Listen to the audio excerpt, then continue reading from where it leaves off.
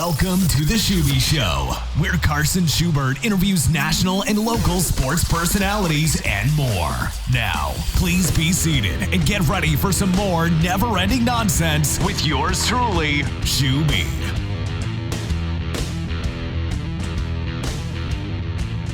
This is the Schuby Show with yours truly, Carson Schubert. Thanks for tuning in to today's episode, and it is a really cool guest on the show today. His name is Brett Dolan. He is a play-by-play announcer, currently working for the University of Arkansas, formerly of the Houston Astros, and he's done a lot of college football over the years on the radio, and it's a great pleasure to have him on. I was able to call the NIVC championship game for volleyball when USD played Georgia Tech back in December and made that connection with him. And now we have an interview with Brett Dolan, who is a former play-by-play guy of the Houston Astros and currently working for the University of Arkansas. And without further ado, let's bring him in. And now we bring in Brett Dolan, a play-by-play guy working for Touchdown Radio right now, doing college football, as well as doing a lot of Arkansas Razorback games. And Brett, it is a pleasure to have you on the show today. It's good to be here, Carson. It's always fun to talk sports. I know we've been in a little bit of a void as far as games and such, but I don't know about you. I've enjoyed being part of and listening to a lot of podcasts in our industry and just trying to get better for whenever that next round of games comes, hopefully sooner than later. Absolutely, yeah. It's been fun to listen to some podcasts and watch some old games as well. It's always fun to do that and go back and check out some of your favorite teams' big moments throughout history. But we definitely want to see the real thing. We want to see the live thing once again. Well, you do. And any of us in the college sports universe, we spend a lot of time focusing in on football in the fall, and it seems like we get a little bit of good news, and you're somewhat optimistic, and then there's a little bit of bad news that kind of deflates us a bit. So I'm hoping that maybe a month or two from now, we'll know more, and the news will be good. Absolutely. And first question I want to ask you, Brett, how are you and your family doing during this time? We are doing okay. You know, we're healthy. For the most part, we're employed. I think those are two things that not everybody can say right now, and it's what's made it so challenging for everybody.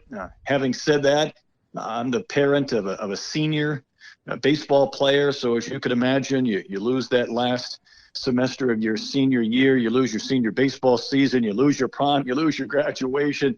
There's a lot to try and talk him down off the ledge. And having said that, I spend most of my working life going from one game to another. And when that stopped and everything got canceled, I'd probably struggle to figure out what I need to be doing in the absence of baseball or softball or basketball.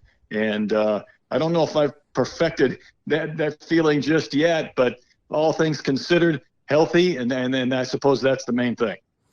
Yeah, healthy and employment are two very key things during this time, and it's been tough for seniors this year. I'm a senior at college right now, just finished up my finals last week, and it's kind of been different, not playing sports, announcing sports more like instead, but nevertheless, it's a challenging time for seniors and just all kinds of things that were going to happen that got canceled or postponed, like March Madness and, even closer things like family things, funerals, weddings, canceled, postponed, whatever, or smaller gatherings for them.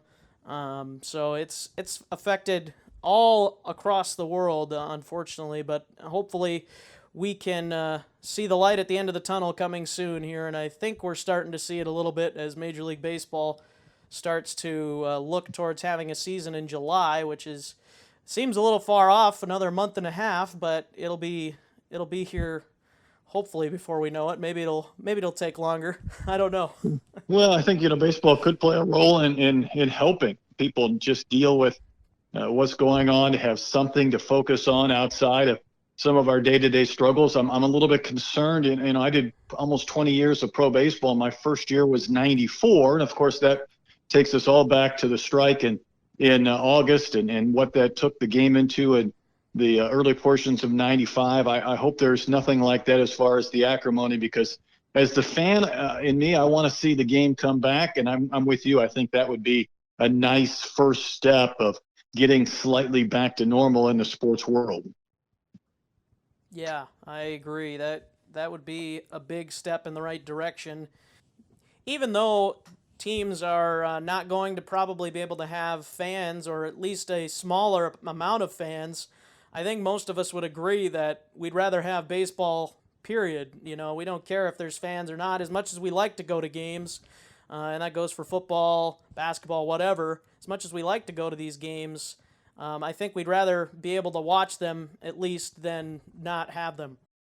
There's no doubt. And the prospect of not having fans in the stands seems a little bit crazy, but if that's the only way to get it back, we'll take it. I was scheduled to work the women's NCAA tournament, and for me, I was really looking forward to that. Just an opportunity to be part of one of the 16 regionals and call some games. And we went through about a 24-hour period where we heard the announcement there weren't going to be fans, and that was a hard one to digest. And then before you know it, there's no games, there's no tournament. In retrospect, games without fans would have been just fine. So I think baseball, however they have to come back, I'm in favor of it, and I'm sure a lot of fans would be in the same situation. Brett, we're going to play a little game, I guess, here. I haven't done this before, so it's a little bit of a trial run here. I'm going to read your Wikipedia page, and you're going to tell me if it's correct or not. Okay, this should be interesting. All right, so Brett Dolan is an American radio sportscaster who is currently the voice of Touchdown Radio's Game of the Week. He previously served as the play-by-play announcer for the Houston Astros. Before joining the Astros, he served as the play-by-play announcer for the AAA Tucson Sidewinders of the Pacific Coast League from 2000 to 2005, Iowa Cubs from 98 to 99, and the Beloit Snappers of the Midwest League from 1994 to 1997. How does it sound so far? We're batting 1,000 at this point. All right. He was chosen to fill in as a broadcaster for the Montreal Expos in 2003 and 2004, and during the 2004 and 2005 seasons, he was the voice of the Arizona Fall League on MLB Radio. In 2004, he represented the Pacific Coast League in calling the AAA All-Star Game. He was Arizona Sportscaster of the Year in 2002 and 2003, and in November 2005, he worked the Olympic Baseball Qualifying Tournament in Phoenix. How about now? I'd almost forgotten about the Olympic Baseball Qualifying Tournament, but we're still pretty good. We're getting an A grade or better. All right. Two more short paragraphs here. A native of Casey, Iowa, graduated from the University of Iowa in 1992. Dolan and his wife, Betsy, make their home in Sugar Land, Texas, with their son, Will, and daughter, Kate. I almost hate to throw that 1992 out there. It makes me seem old, but that is accurate. I do spend most of my time in Fayetteville, Arkansas, when I'm not on an airplane or trying to get back to Texas, but we're still pretty close. We're still okay. All right. And the last paragraph here, Dolan previously worked as sportscaster/news director for WTOQ/WKPL in Platteville, Wisconsin in late 1992 to early 1993, doing play-by-play of local high school sports as well as covering various government meetings, including topics such as sewage removal and parking traffic citations. How true is that? Well, that might be the part that I'm scratching my head a little bit on. I don't remember much sewage removal or parking traffic citations. The highlight of that stay was doing a lot of Division III athletics, Wisconsin Platteville, but they had a basketball coach you probably heard of who was extremely successful at the Division III level by the name of Bo Ryan, who then went on to Wisconsin and had a lot of success there too. But I think for the most part, it's pretty accurate. I wish they would have thrown in a little bit of my ESPN work or whatever the case may be. But I suppose for a nutshell, it's not too bad. I'm sure even if the sewage removal and parking traffic citations were true, you'd probably like to forget covering that as much as you could. Yeah, maybe I've just blocked it out some way, somehow. But, I did do some news. I did a little bit of sales. I think everybody, when they have that first job, so to speak, they do a number of things beyond what they like to do, for me, which was sports. But fortunately, I wasn't doing that too long before I was able to kind of jump out and get into the professional baseball ranks and take a completely different path. So Brett, let's start all the way back to your childhood. Let's talk a little bit about how you grew up and how you came to love sports. Yeah, you go back to rural Iowa in the 80s or so, and this was, Carson, a pre-cable era for the most part. I didn't have cable TV until I went off to the University of Iowa in 1988. So for me, it was, baseball in the summer and listening to radio. And where I grew up between Des Moines and Omaha, the one thing is you got to reel in so many different networks. The Royals were common. You could get the Cardinals out of an Atlantic station. Of course, the Cubs, the White Sox. You could get a little bit of Twins baseball. Maybe if you were lucky, the Brewers, and really have this opportunity to listen to 4, 5, or 6 different radio networks and really become a sports fan that way. And certainly I did. Well, at the same time, college football with Iowa in the fall, or college basketball back in the glory days of Iowa basketball with Lute Olson were ways that I became a sports fan. So, I did not have visions of running off and going to a Syracuse and kind of jumping into the Sportscaster factory. I was on a small farm in the middle of nowhere, but my dreams were probably the same as everybody else, to get an opportunity to do this for a living and then just figure out how I wanted to chase it, whether that was through school or internships or getting those entry-level jobs to keep moving up. But it feels like a long time ago when I start talking about that decade and that era. Grew up on a farm in Iowa here. I'm also in Iowa right now. Grew up in small Rock Rapids, Iowa, in the northwest corner. So I kind of have the idea a little bit of what you might be talking about, but how surreal was it for you to kind of get to the point that you are, realizing that you are from a small town in Iowa? Just how big of a moment was it? Like, let's say when you got the gig announcing for the Houston Astros, how big was it for you to get that gig and kind of the surrealness of it? Well, there are a few things I think in everybody's life you never forget. And for me, that's probably 1 or 1A on the list. Just seeing that dream become more of a reality, the realization of all the hardships that you endured on this pursuit to get to the point where, you could just really have this ecstatic moment and start a different career and or do so at the big league level for me. And when I was back in Houston a couple of weeks ago, on my wall, there's a picture, Carson, and it has 2 other people with me. And all of us were University of Iowa graduates. And to my left was Milo Hamilton, a longtime baseball broadcaster called Henry Aaron's historic home run. To my right was Harry Callis, who was with the Philadelphia Phillies, another Hall of Fame broadcaster, the voice of NFL films for a number of years. And those guys weren't on campus when I was there. Of course, they preceded me by a couple of decades, but I wear my Iowa pride on my chest a lot. And it felt good to be a part of a very small fraternity of big league guys and Iowans too. And at the same time, I think there's something that we as Midwesterners or Iowans feel like there's a certain work ethic. There's a certain pride we have of getting up, going to work, and doing our thing on a daily basis that, you like to see that hard work rewarded. And that was one of those moments for me that will clearly always stand out. Getting to be in that picture with those 2 other Hall of Fame sportscasters, I'm sure was very humbling experience for you too, just to kind of be around them and kind of gain a little bit of knowledge maybe from them as well. There's no doubt. And the fun part is that for me, I knew those guys. And the same thing goes with others like Bob Uecker, who I would see a lot more of because the Brewers were within our division back then in the National League Central days when the Astros were an entirely different league. and you're around some people. Marty Brenneman was another. I got to know those guys much better, and they're people that I knew of or knew a little bit before getting there, and they become friends in some aspects. And although I'm not around that major league circuit on a daily basis, and I do miss it dearly, I still consider myself kind of part of the fraternity, and it's not a big one, and that makes it even more special. Yeah, no doubt about that.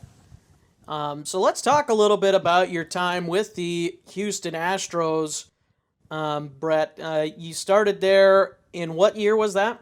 2006. It was their first season after their first World Series.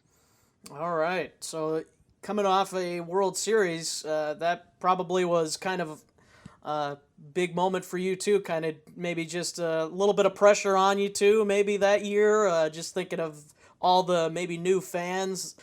Well, I think you're onto something. I think that the franchise at that point was probably at its highest level of popularity when you consider attendance, nearly 3 million, or ratings on television and radio. So it was not as if we were going to fly under the radar. We came in at a great time, which was exciting on the field. The team got close that year.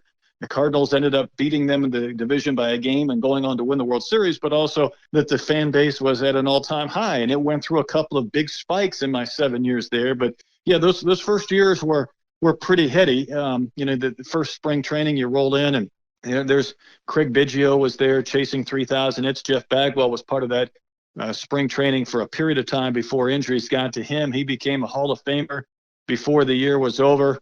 Andy Pettitte, Roger Clemens were in the fold. So, and Roger, I do believe will be in the Hall of Fame at some point. So, yeah, Lance Berkman, you throw him in the mix. It was Roy Oswald is a tremendous pitcher. There was a lot of great talent on those first few years teams that I was privy enough to be able to chronicle and travel around with those guys.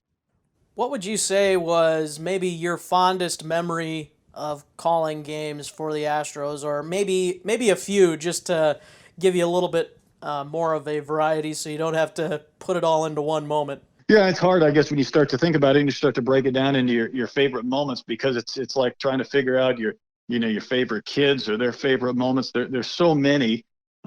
Being a part of Craig Biggio's chase for 3,000 hits, I thought was a tremendous amount of fun. And as luck would have it, in our rotation of calling innings, he ended up getting his 3,000th in the inning that I was going to be broadcasting. And I had made the decision a couple of days before that, Milo Hamilton, who had been there for decades, probably deserved that opportunity. And I told him that he could take over if Craig was at 2,999 in my inning, and he did. And, Craig got the hit. But for me, just to be around that and to be able to follow it was a tremendous honor. And just to being able to watch him go about his daily business. The team had 2 runs towards postseason when I was there, and one was 2006. They went into that final weekend trying to beat Atlanta, and John Smoltz defeated them in the final day to keep them from forcing a 1-game playoff with the eventual World Series winning Cardinals. And then it was a couple of years later when the team was making a tremendous push in 2008 when a hurricane disrupted Houston, and not to the level of the last hurricane that flooded the city, but it was one that forced us to play home games in Milwaukee. And on day 1, Carlos Zambrano threw a no-hitter. And game 2, Ted Lilly threw a 1-hitter. And that was pretty much the end of their run towards the postseason or a possible wild card playoff berth. So those are a few that pop out as far as moments. But for me, it was just getting a chance to travel around, whether it was one weekend you're at Dodger Stadium, you're in that great environment, and Vin Scully's a few booths down to your right. The next couple of weeks you're in Washington, D.C., and the team is working out a special trip for you to go see Air Force One and sit on the plane before a game. There were so many of those things that once I start down that path, it's hard not to remember 15, 20 more that I was just really fortunate to be able to be a part of or be around. What are some names that you really got to know or got to experience and maybe took in quite a bit of knowledge and advice from over your time there with the Astros? Obviously seeing a lot of guys in the business of broadcasting like Vin Scully, as you mentioned. what other names were you able to maybe have even a small relationship with? Yeah, I'll start with Bill Brown, who was our television broadcaster, because we were around Brownie on a day in and day out basis. Milo Hamilton was doing road games with us, but he was not traveling. Brownie's a true pro and a great friend. At the same time, I knew the Brennemans a little bit. I knew Tom from when I was in AAA in the Arizona Diamondbacks organization, and he was calling games in Phoenix. And then to get to know Marty a little bit. Marty is just a treasure in our game, and he's now since retired in a season that hasn't played yet. But Pat Hughes out of Chicago is somebody I consider a good friend as well. And there's a lot of guys that I think I came in with at a similar age that I am now kind of watching or listening to from afar. Dave Jagler in Washington, Scott Fransky, who is in Philadelphia, and Corey Provis, who's Minnesota, Andy Mazer, who was with the Padres for a period of time and now will be doing White Sox baseball. There's just so many incredible people that I got a chance to be around. And I guess the fun part about our business is we're all a little bit different. We all have different styles. We have different beliefs, and it's always great to see how that shows up on television or on the radio, and how guys go about building their careers. You mentioned Craig Biggio's 3,000th hit a little bit ago, and I just had to think about that for a minute, that you were willing to give up the play-by-play duties to Milo, as you said. And I got to say, that's a class act, because in that kind of a moment, those are the kind of calls that can define a broadcaster's career. And for you to pass the mic off to him for that call, that takes a lot of class. That's a very classy move on your part. Well, it wasn't easy, I'll tell you that. And we were and I was working with my partner, Dave Raymond, who does Texas Rangers TV now. And we were just looking for some guidance, and we talked amongst ourselves, and we had different opinions on different days. And it also got to the point too, where kind of waiting to see if our bosses were going to weigh in and mandate something. And they stayed out of it. And then they kind of let us work our way towards that decision. But I think it was the right one. I was just glad to be a part of it. On my wall back in Houston, I've got a signed jersey from Craig in a frame, and part of it has a picture on the bottom. And the picture is me interviewing him in the dugout after the game. And it was the day that he announced he was retiring from baseball. It was the following few months, and Craig had announced before the game, and I had interviewed him for the pregame show. He went out and hit a grand slam that night, and he and I were doing the post-game hit in the dugout following the game. And it's just him and I standing down in the dugout. But that's in the frame picture. It's on my wall. And it's one of those things I look at, every day or every week with fond memories. Now let's talk a little bit about the modern day Astros. Obviously, it's been a few years since you had the chance to cover them, but obviously, there's been a lot of talk in the news over the last year with the Astros and the scandal of cheating, stealing signs in the World Series. First of all, what do you kind of think about the whole matter, and what do you think Major League Baseball should do, and do you think that what they have done is a good thing and makes up for what the Astros did? Well, the punishment was severe. I know there's some people that don't think it is with the fine. I think with the draft picks, it's evidence this year even more, but the fact it's a 5-round draft and they're without a first and second round pick, that is substantial. That will impact the team, and they deserve to be punished. Still being in Houston a lot, there are a lot of fans. It's probably like a political argument where you look at something and you think, well, clearly, an abundance of people will understand this is right or it's wrong, and people look at it through their own biases or influences. And in Houston, there's a lot of people that will talk about Mike Fiers. He's a rat. He shouldn't have brought this up to writers' attention. And then there is the thought that, well, everybody does it and we just got punished. Well, I don't think that last part is the case. I don't think every team was relaying signs in real time in the middle of games. And while sign stealing has always been part of the game, it has not been a part that can't be regulated on the field. Or the whole sign stealing aspect of video was one where those that had better resources or maybe were more willing to push the envelope, such as Houston, were caught. And it does call into question exactly what they accomplished in 2017 into the postseason. There's so many outstanding players on that team, whether it's Altuve, Correa, Bregman, you go down the list, or George Springer. There will always be a little bit of tarnish there as far as the baseball world is concerned. And the fact is, Carson, they were told in August and September that this needs to stop, and this did not stop. And that's in part why the punishments were so severe. The fact that Jeff Luhnow and A.J. Hinch both got 1-year suspensions and were fired. I still don't know what to make of that. I think A.J.'s a tremendous baseball guy. I think he'll be back at some point. Jeff Luhnow had his critics because he was doing things so differently than others around the world of baseball. I don't know what the future holds for Jeff either, but I do think the punishment is severe, and I do think it'll be costly. And I do hope that other teams will learn from this, and we won't have to deal with this in baseball anytime in the near future again. I think the worst part of this whole thing is, why did they do it? Obviously, they wanted to win, but they had the talent on the team to win without sign stealing. I believe the game went to 7 games that year, so maybe it did make a difference, which a lot of people are saying it did, but I still think that the Astros could have won that without the sign stealing. They have enough talent. I mean, you go back and you watch Game 5 of the World Series when Clayton Kershaw got beat up at Minute Maid Park. Dodgers had not one but 2 substantial leads, and the Astros came roaring back. Who knows if just a pitch could be worth 2 or 3 runs in a game that is 4 hours, and how much could that impact a game?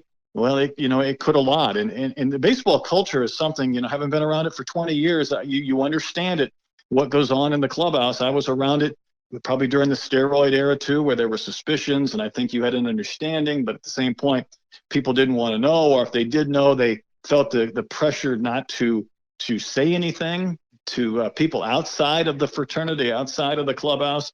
And, AJ, sometimes I think our strengths are our biggest weaknesses. And I think for A.J. Hinch, his biggest strength was his ability to manage a clubhouse and to get along with people. And maybe his biggest weakness is the fact that willingness to have a clubhouse that's winning, and they're trying to get someplace, and they're trying to get over the hump, get to the playoffs and win a World Series, is that you're less willing to say to a Cora or a Beltran that we can't be doing this. We need to stop it, for fear that you would antagonize the clubhouse and lose some games that maybe you should win. And they got caught up into that. And winning is intoxicating. I think we all understand that, but it cost them, and it cost them dearly. Yeah, it really did, and rightfully so. As we've talked about, they needed to be punished for it. So there's also been some pictures and video of Jose Altuve having something underneath his jersey, and I don't know if it's an indicator or if it's like a microphone or we don't really know what it is exactly, but it seems like that might also have played a role in the World Series of helping the players in some matter. What is your take on that, or is that maybe just something that you don't really think is what people are claiming it is? Yeah, that's a tough one. I think there's some conspiracy theorists out there, and it came up just a couple of days ago when Altuve was commenting on the current state of affairs for baseball on Twitter, and Aroldis Chapman, who gave up a big home run to him, said, "I've got a 100-mile-an-hour fastball waiting for you. I've been practicing hitting people just for you." And I don't know if we'll ever find out. To me, that seems a little bit far-fetched, and I do believe Major League Baseball spent a lot of time investigating not just the 2017 season, but beyond that. The only thing I think that gives people pause is that once you start kind of going down that road of cheating and you start winning, you start justifying it in your mind that this is okay and what we're doing is all right. But you also have to find different, more interesting ways to cheat, because if banging on a trash can works for a year, well, then players leave, they go to other teams, coaches leave, become managers at different teams. That's not going to work anymore, right? So the thought is, well, do you have to get more sophisticated? Does there need to be a light system or a whistling system? How do we continue to do this while at the same time doing it differently? And I do think Major League Baseball did their best to correct this with more controls in the video rooms, not allowing people to see monitors in real time. That it should have created a different perception of 2018 and 2019. But I don't know. Altuve is the one guy out of all this that I will never lose respect for. I think he is the true leader of that team, and I think he's a good dude. I think the one thing is we found out that he was one who really didn't want the banging of the trash can signs in 2017. I hope that's the case because he's somebody I do think will be a Hall of Famer. He's somebody I still have a lot of respect for. I saw him come up in the minor leagues, and it would be unfortunate if we ever found out that there was anything beyond that trash can banging into a more sophisticated way of relaying signs or cheating. How long do you foresee people criticizing the Astros? Like I can just see it now in like a year or two if the Astros are in the World Series again, all the speculation of, oh, they must be cheating again, and how many years will it take before fans actually start to maybe respect the Astros? Other fans, obviously.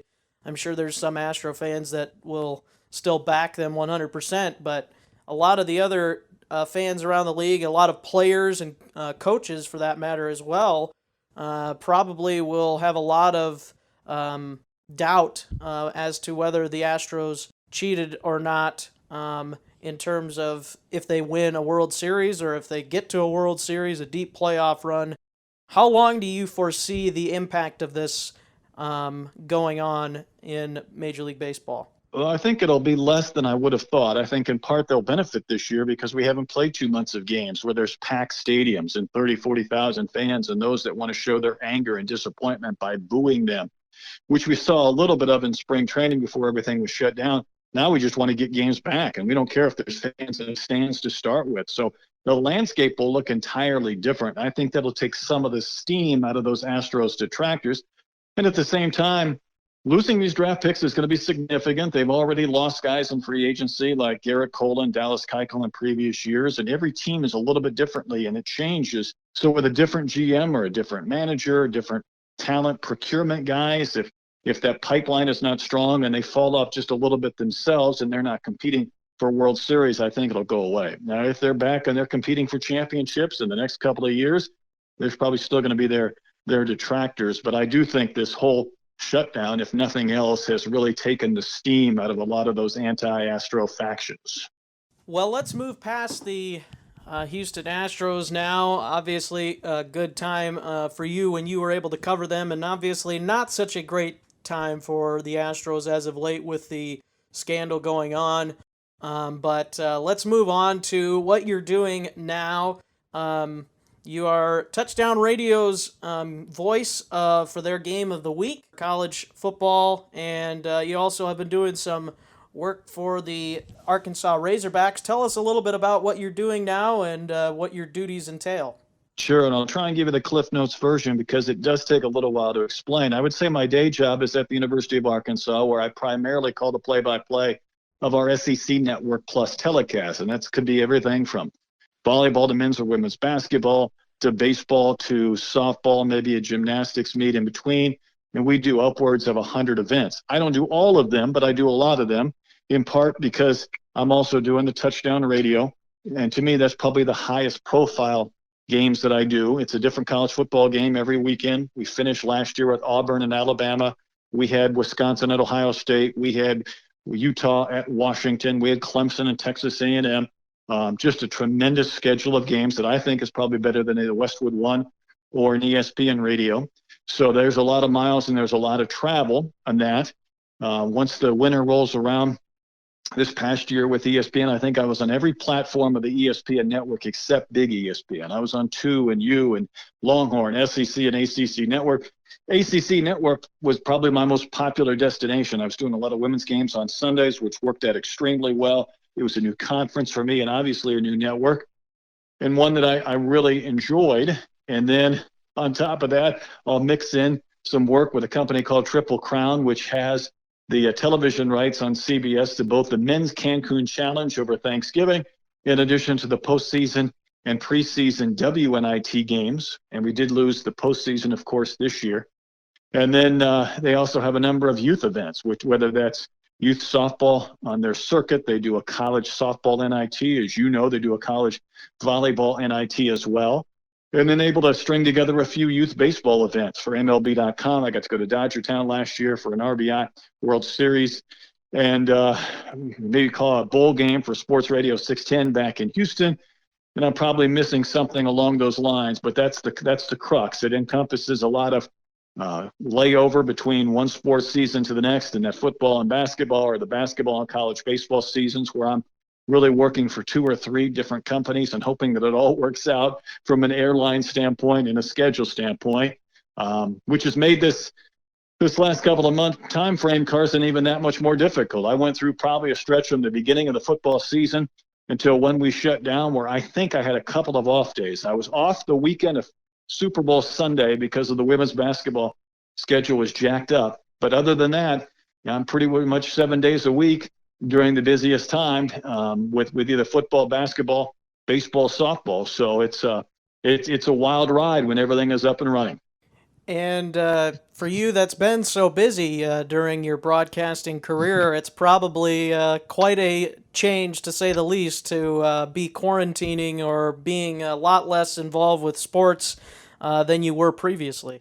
I hate it. I hate it. Just the rhythms of not having something to do or not having the next game. And there have been a couple of these last 2 summers where, after the College World Series has been over, Arkansas has been part of that the last 2 seasons, where you find yourself in July-ish, and you have about a month and a half where the schedule finally does slow down until football training camp gets up and going. So it's about 5 or 6 weeks.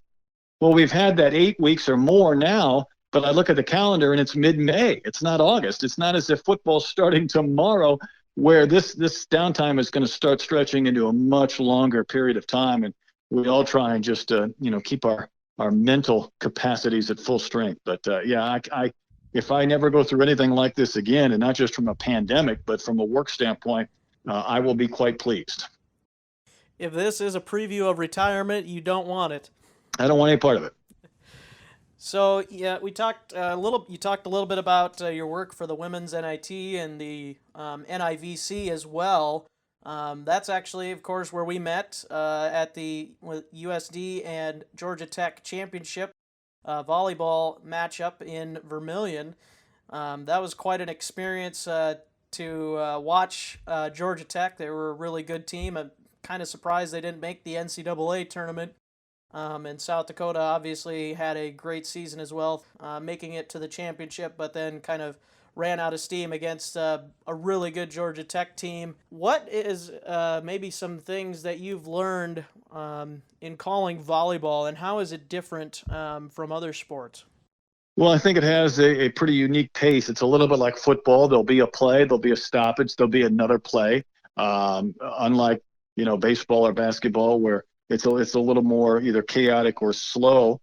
To me, I think just doing volleyball is that I will never be the true volleyball expert. And when I'm able to do some of our SEC Network Plus telecasts, I work with a former college volleyball player at Miami, and I tell her quite honestly, you are the star of this show, and you're going to be the one that's going to provide the analysis when it's needed. You're going to be the one who's going to step up and explain something if chaos ensues with some type of infraction or call.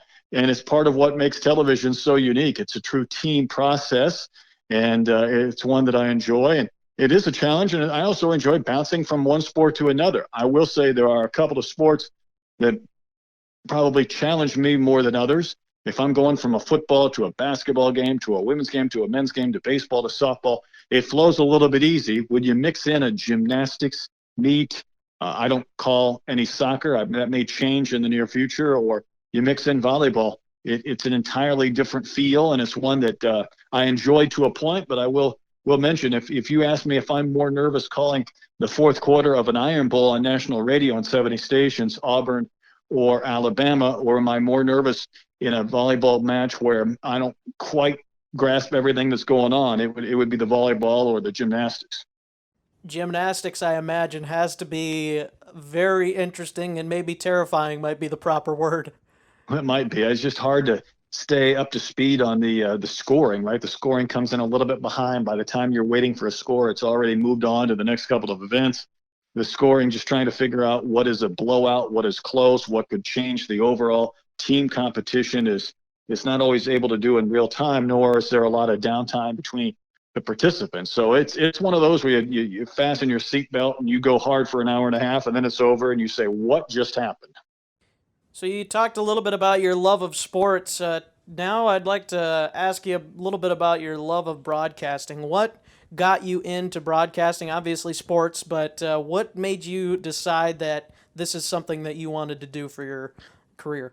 It's something I think I wanted to do ever since I was probably in third or fourth grade. I thought maybe at first I might want to be more of a sports writer and get a chance to cover games in that capacity. And probably what swung me over soon thereafter to broadcasting was just the intensity. There's nothing quite like probably competing, but I was not going to compete at the college or professional level. That feeling of being invested or involved in a game. And for me, the challenges of putting on a microphone on live radio or live TV and trying to do your best over the 2 or 3 hours to describe the game, to give people a sense of what's happening, what's taken place in the stadium, what are the emotions like, what's the magnitude of the game, what's the importance, and then just to navigate through it is something that I consider not only a great challenge, but I think it's one of those things that gets you a little bit of a skip in your step. And we all probably want to find something to do that we truly love, where it doesn't feel like work. It feels like a hobby. It feels like our avocation. And for me, that was always the case.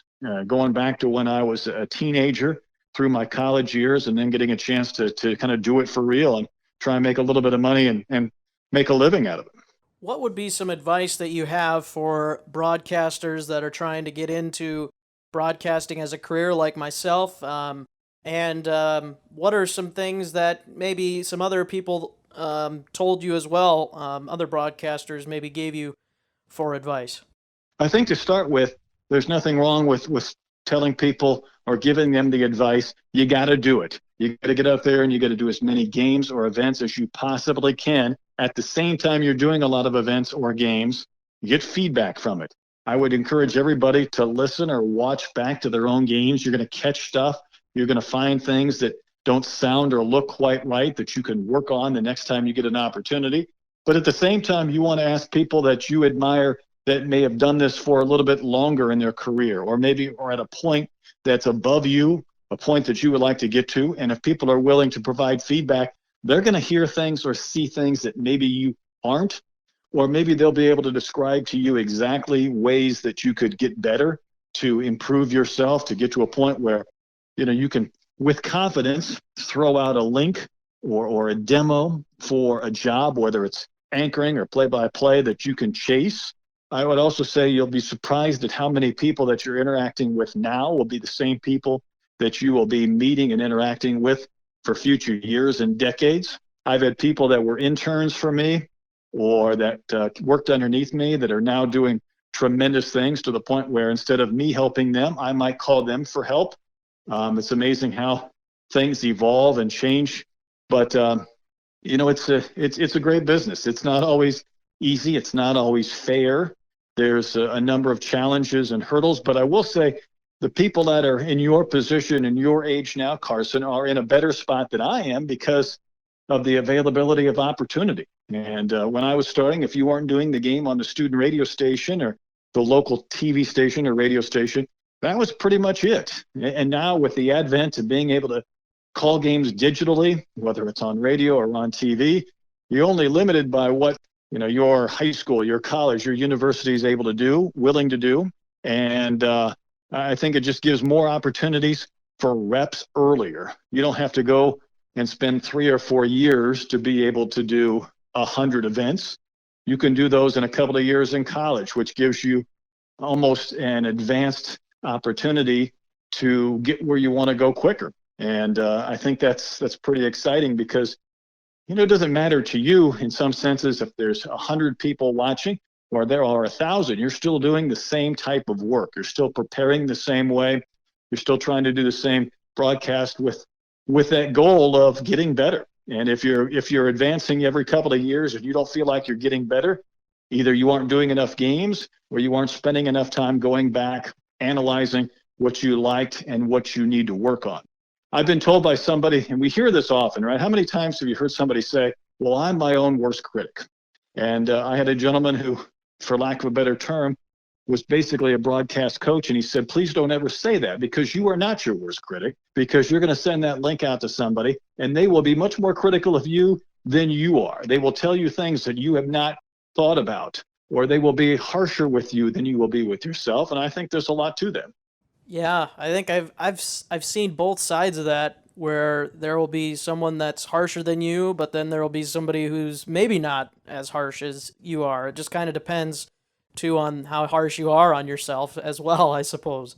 I think you might fret more over certain things, like, did I pick the right word in this situation to use? And you might spend more time over the minutia than other people will. Was my voice inflection too high? Was it too low? And you might spend more time on that. But when it comes down to the most important things of X's and O's, whether it's voice quality, tempo, pacing, speech patterns, vocabulary, command and control of a broadcast, I think those are things where sometimes people that have done this for 20, 30 years, as a producer or an executive producer of television networks, they will let you know. If you are lucky enough to get true, honest feedback, it'll probably be in a much more critical phase from them than it will be yourself.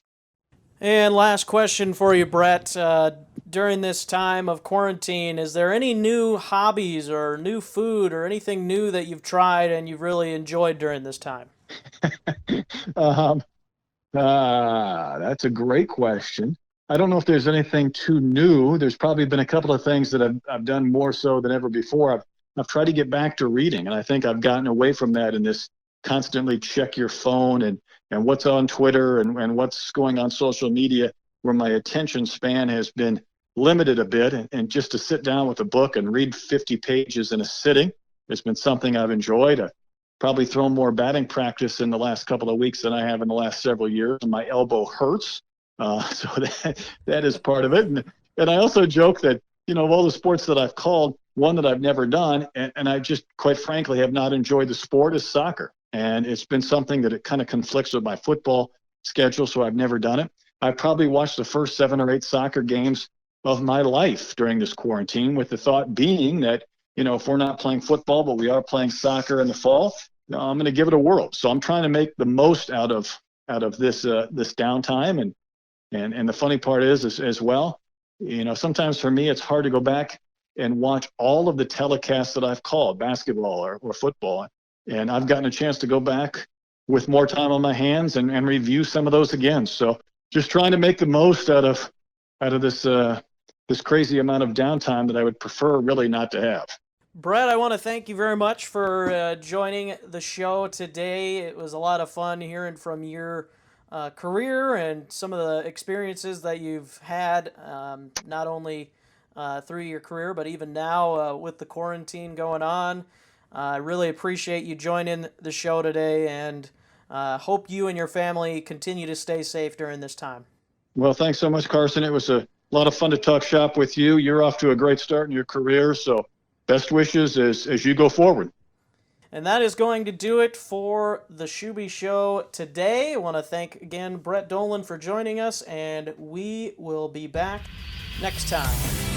Thanks for listening to The Schuby Show. We hope you mildly enjoyed yourself with more never-ending nonsense with yours truly. For more content, go to the website, theschubyshow.com. Get the show on iTunes, Spotify, Google Play, YouTube, Stitcher, and TuneIn Radio. We'll see you next time.